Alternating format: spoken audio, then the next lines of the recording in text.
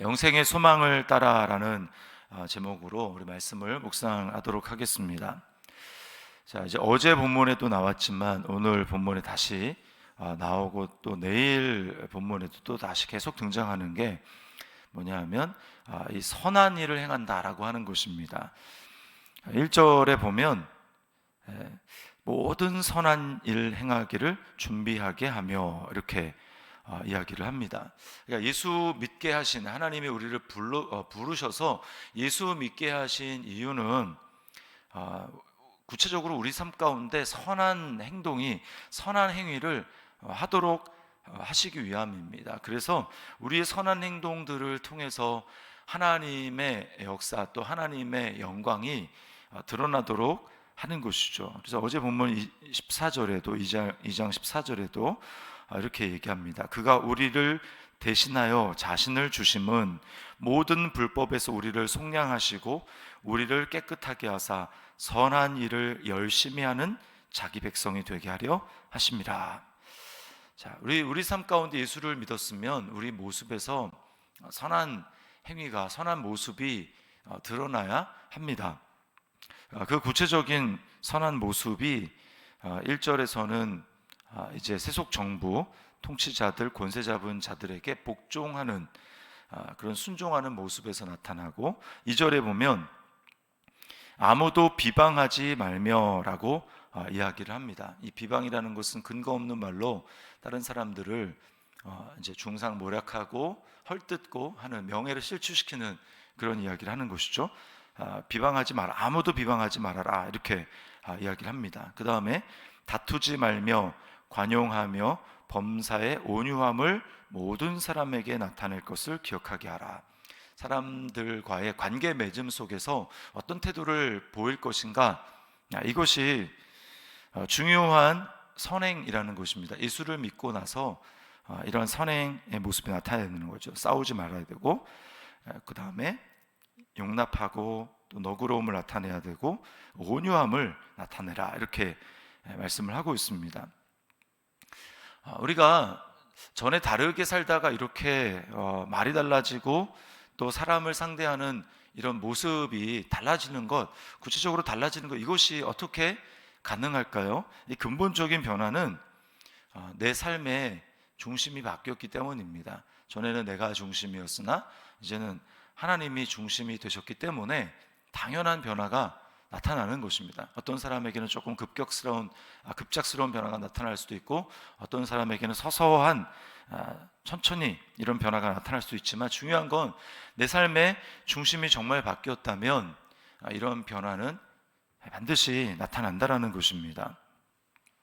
내가 이전에 내가 원하던 그런 삶에 대해서 내가 죽고 내 안에 그리스도가 사시기 때문에 이런 변화가 가능한 것입니다.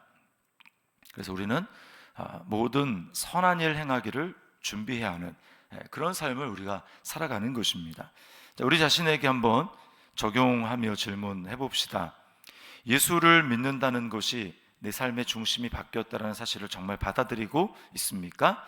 나는 죽고 그리스도가 내 안에 사신다는 사실을 믿기에 내 삶의 변화가 나타나고 있습니까? 언어 생활에 그 변화가 나타납니까? 관용하며 온유하는 모습이 나에게 나타나고 있습니까? 자, 이러한 모습과 대조적으로 우리가 전에 어떠한 모습이었는지 우리 삶의 이전 모습을 이야기를 합니다. 3절에 보면 우리도 전에는 이렇게 얘기합니다. 우리도 전에는 어떻습니까? 어리석은 자요, 순종하지 아니한 자요, 속은 자요, 여러 가지 정욕과 행락에 종노릇한 자요, 악독과 투기를 일삼은 자요, 가증스러운 자요, 피차 미워한 자였으나. 자, 여기서 이런 여러 가지 드러나는 것의 핵심 그 근원이 뭐라고 할 수 있습니까? 여기 보면 여러 가지 정욕과 행락에 종노릇했다라고 말씀하고 있습니다. 이 정욕이라고 하는 것은 정욕 그리고 행락, 이것은 나의 육체가 간절히 원하는 것들 그리고 나를 즐겁게 해주는 것들입니다. 우리 삶 가운데 나를 즐겁게 하고 나를 행복하게 만드는 삶의 욕구들이 여러 가지 있습니다. 근데 그런 욕구들은 사실은 정당한 것이죠. 정당한 것입니다. 근데 문제가 뭐냐면 한계를 넘어가는 것, 어떤 허용의 한계가 넘어가게 되는 것입니다. 점점 더 강한 자극과 강렬한 것을 추구하게 되고, 그리고 결국은 나의 유익을 위해서, 나의 행복을 위해서, 나의 기쁨을 위해서 다른 사람들을 해치는 그 정도로까지 나가게 된다라는 거예요. 성공하고 예를 들면 뭐 높은 자리에 내가 오르고 싶다, 더 많은 영향력을 가지고 싶다라고 하는 것은 정당한 욕구입니다. 그러나 내가 그것을 차지하기 위해서 하지 말아야 될 어떤 뭐 권모 수술을 동원한다든지 해서 다른 사람에게 피해가 가고 나 때문에 다른 사람이 억울해지고, 만약에 그렇게 된다면 그것은 정욕과 행락으로 나가는 것입니다. 문제는 뭐냐면 여기 이제 종노릇이라고 하는 거예요. 종노릇.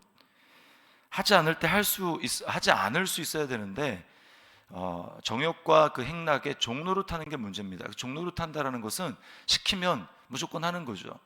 종이라는 게 그것 아닙니까? 주인이 시키면 무조건 한다. 우리 육체는 그 정욕과 행락에 원하는 대로 그냥 따라가는 그 도구에 지나지 않는 것입니다.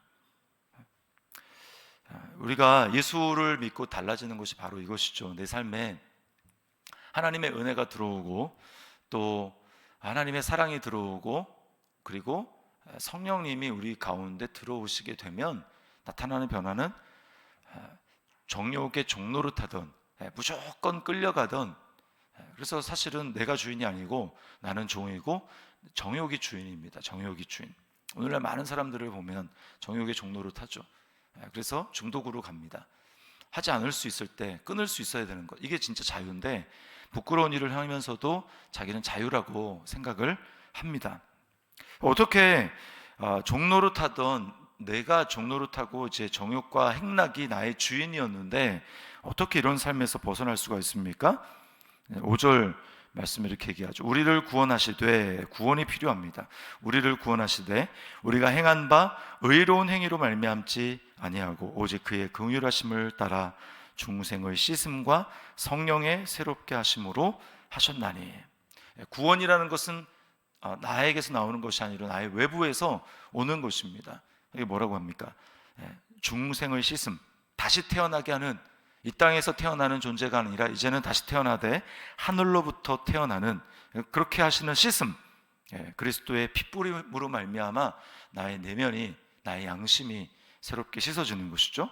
그리고 그 결과 뭐가 합니까? 어떤 일이 있습니까? 성령의 새롭게 하심으로 하셨다. 6절에 좀 더 자세하게 우리 구주 예수 그리스도를 말미암아 우리에게 그 성령을 풍성히 부어 주셨다라고 말씀을 합니다. 그래서 우리에게 주신 그 성령으로 부어주신 성령으로 말미암아 어떤 일이 일어납니까? 의롭다 하심을 얻어, 7절에 의롭다 하심을 얻어 영생의 소망을 따라 상속자가 되게 하려 하심이라. 영생의 소망을 따라 상속자가 되게 하려 하심이라. 우리는 우리에게 나타나는 그 변화에 대해서 분명한 인식을 가지고 분명한 소망을 가져야 합니다. 아직도 우리의 육체에는 죄가 남아 있습니다. 그래서 날마다 순간마다 내가 정말 하나님의 상속자인가? 내가 진짜 영생을 누리며 살아가는 사람인가? 라고 하는 그 질문에 대해서 100% 확신을 가지고 그렇다라고 대답하기에는 뭔가 좀 부족함을 많이 느끼는 게 사실입니다. 이게 우리 안에 일어나는 일이에요. 사단은 그런 우리 안에 일어나는 실제적인 모습을 보면서 너는 의롭지가 않다. 네가 어떻게 의롭냐? 너는 천국의 상속자가 되기에는 턱없이 부족하다. 네가 천국의 상속자라는 건 말이 안 된다. 너도 알지 않느냐? 너는 평생에 걸쳐도 그렇게 될 수 없을 것이다 라고 사단은 끊임없이 우리로 하여금 우리 안에 벌어지고 있는 그 내면의 전쟁, 내면의 갈등, 이런 걸 보면서 우리를 계속해서 참소합니다.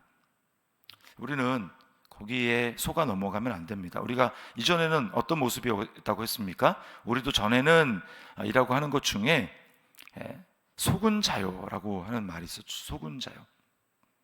마귀에게 속았습니다. 마귀에게 속고 또 나의 육체의 정욕과 행락에 속아서 그게 자유인 줄 알고 그렇게 사는 것이 올바른 것인 줄 알고 그렇게 속으며 살았지만 이제 더 이상 속지 않습니다. 왜 그렇습니까?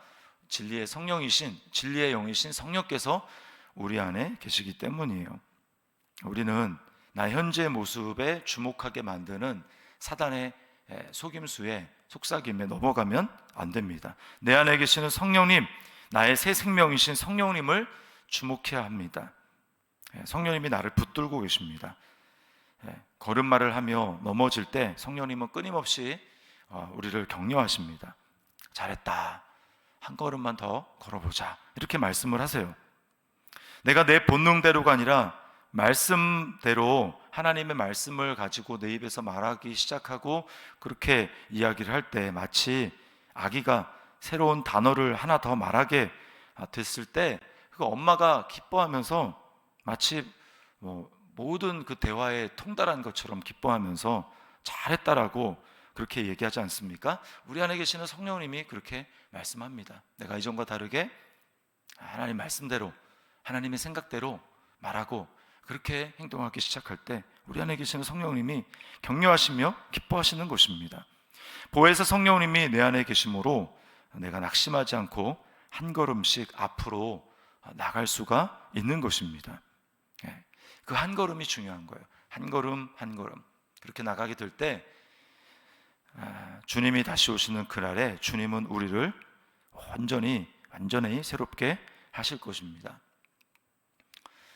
심은 대로 거두는 거예요. 우리는 한 걸음을 오늘 심는 것입니다. 그리고 한 말을, 한 단어를 새로 심는 거예요. 성령님의 인도하심을 따라서. 그렇게 될 때 어떤 일이 일어납니까? 스스로 속이지 말라. 갈라디아서 6장 7절인가요? 9절 말씀해 보면 스스로 속이지 말라. 하나님은 만홀히 여김을 받지 아니하시나니 사람이 무엇으로 심든지 그대로 거두리라. 이렇게 말씀합니다. 그리고 우리가 피곤하지 않으면, 포기하지 않으면 때가 이름에 거두리라. 이렇게 말씀을 하고 있습니다. 그러므로 우리는 오늘 어떻게 선한 일을 행할 수 있습니까? 나 자신을 주목하는 것이 아니라 변덕이 죽을 듯하는 나를 바라보는 것이 아니라 내 안에 계시는 성령님을 주목하는 것입니다. 그럴 때 우리는 한 걸음 앞으로 나아가고 또 새로운 한마디가 내게서 나와서 변화된 삶을 살아갈 수 있습니다. 적용입니다. 내 안에 계시는 보혜사 성령님의 도우심과 함께 하심 때문에 나는 오늘도 소망을 가지고 한 걸음 나아가고 있습니까? 넘어져도 다시 일어나 도전하고 있습니까? 이것이 바로 영생의 소망을 가진 사람의 태도입니다. 이 영생의 소망, 우리 안에 계시는 성령으로 말미암아 가능합니다. 오늘도 이렇게 우리를 변화시키실 하나님을 의지하며 오늘도 믿음으로 한 걸음 나아가는 우리 저와 여러분의 삶이 될 수 있기를 주님의 이름으로 축원합니다.